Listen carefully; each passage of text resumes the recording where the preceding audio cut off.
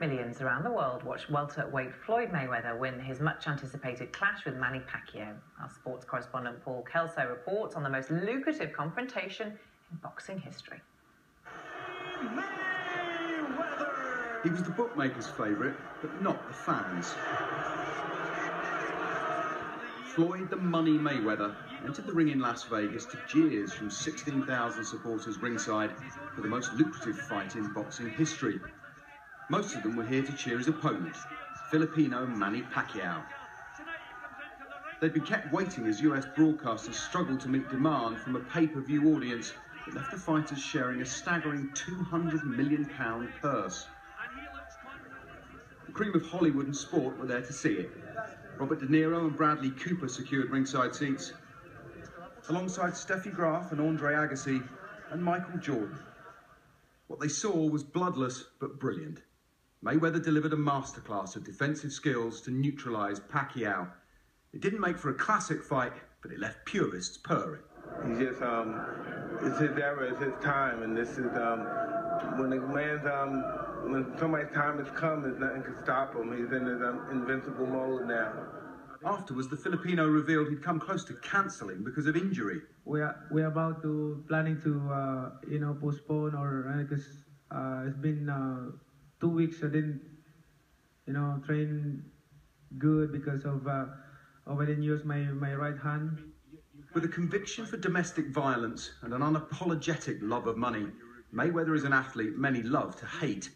He has a different take. I try to keep myself away from negative publicity, when people write negative about me.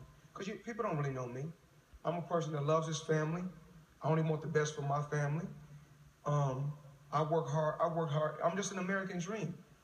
I worked hard to put my family in a great situation. But tomorrow, for all those that wrote bad stories about me, I'm going to wake up early in the morning, and I want to see y'all stories tomorrow. Now unbeaten in 48 fights, he's unquestionably the best fighter in his generation, as well as the richest. And still undefeated,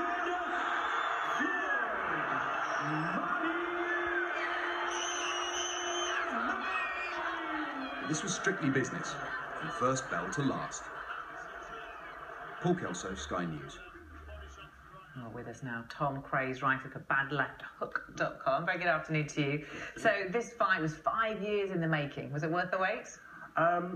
Some people will say no. Personally, for myself, I couldn't take my eyes off it. But I think when you get a fight of this magnitude, with this much height, there's always going to be people who look at the fight and think, well, there wasn't the spectacular action that I hoped. There weren't the knockouts.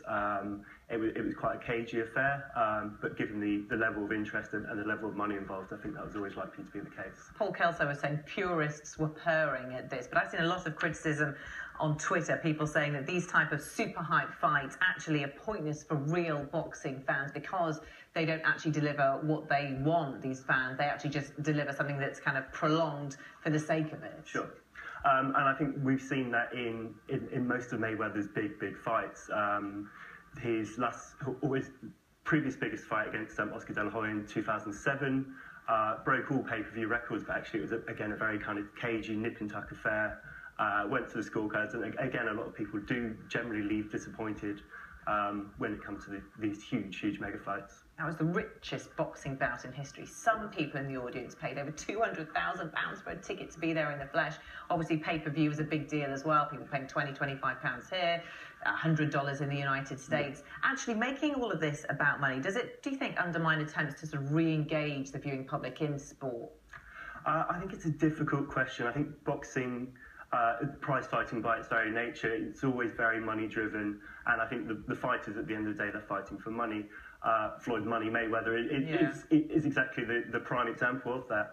I think boxing, when you get to the elite level, Las Vegas is its heart, and it's a capital driven by money, driven by gambling. I don't think it's kind of intrinsically linked. I don't think you can ever remove that from boxing as a sport.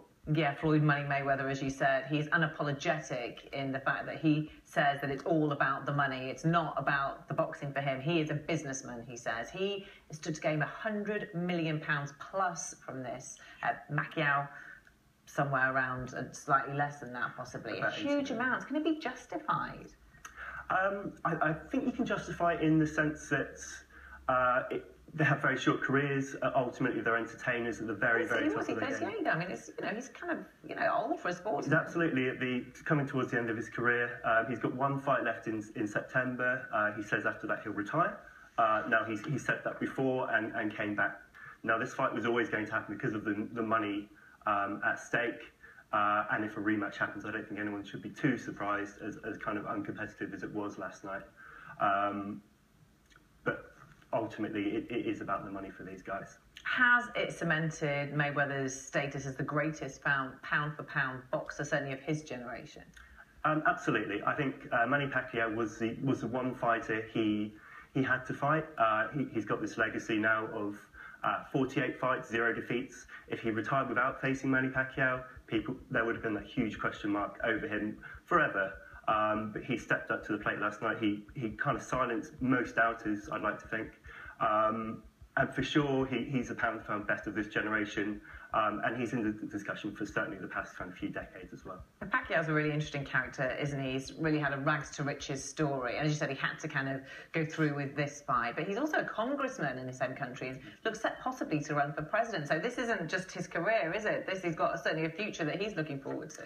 Well, Pacquiao's always been, as you said, rags to riches. He started selling donuts from a street stall and rose his way to the very top of the sport. I think both men obviously will be looking what to do next in their careers. I wouldn't be surprised if Pacquiao retires after this fight to focus more on his homeland and the politics side. And he's a very humble man, and that's where the intrigue came in last night, because these two guys are the complete opposite ends of the spectrum. All right, Tom Craze, great to talk to you. Thank you. Thank you.